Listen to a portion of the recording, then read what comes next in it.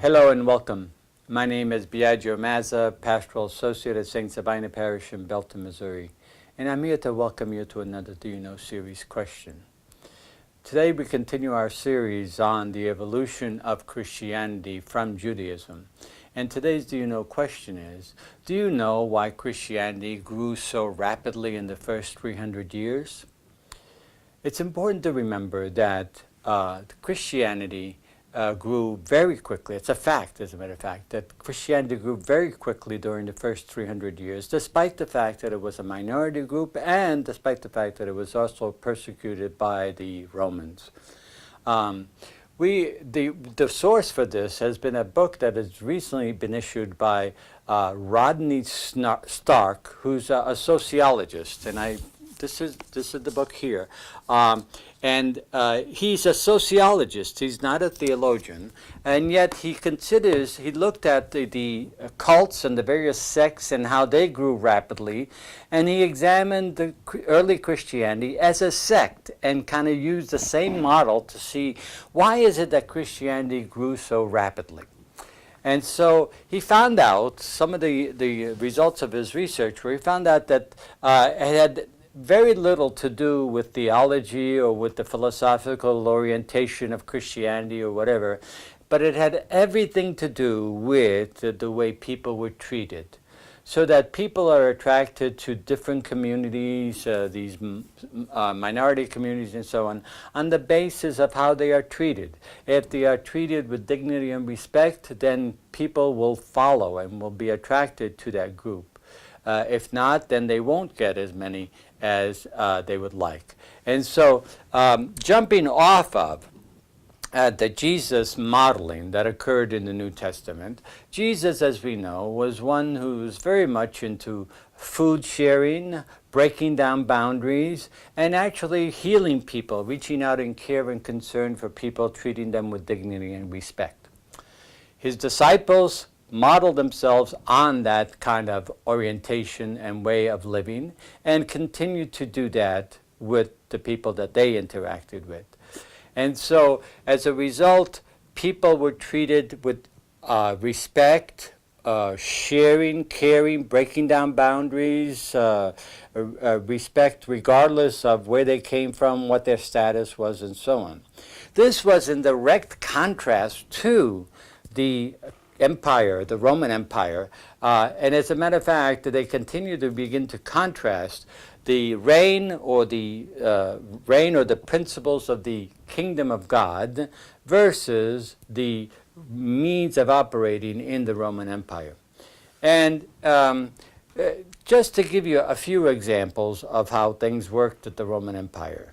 When it came to famine, for example, what would happen is most people would hoard food, and because they were afraid that they wouldn't have any food to survive.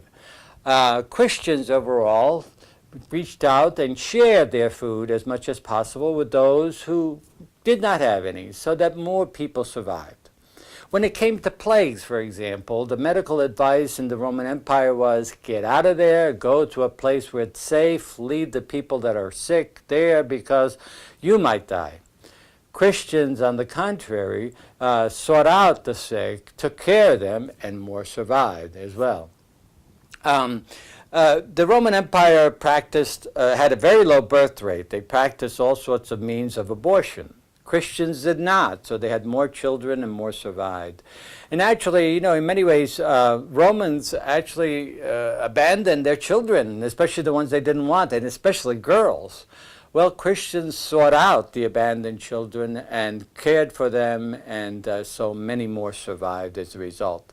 So the greed and the selfishness of the Roman Empire was manifested very clearly in that just a few people controlled many of the resources and so on. And so peasants were left to fend for themselves, often to starve and die.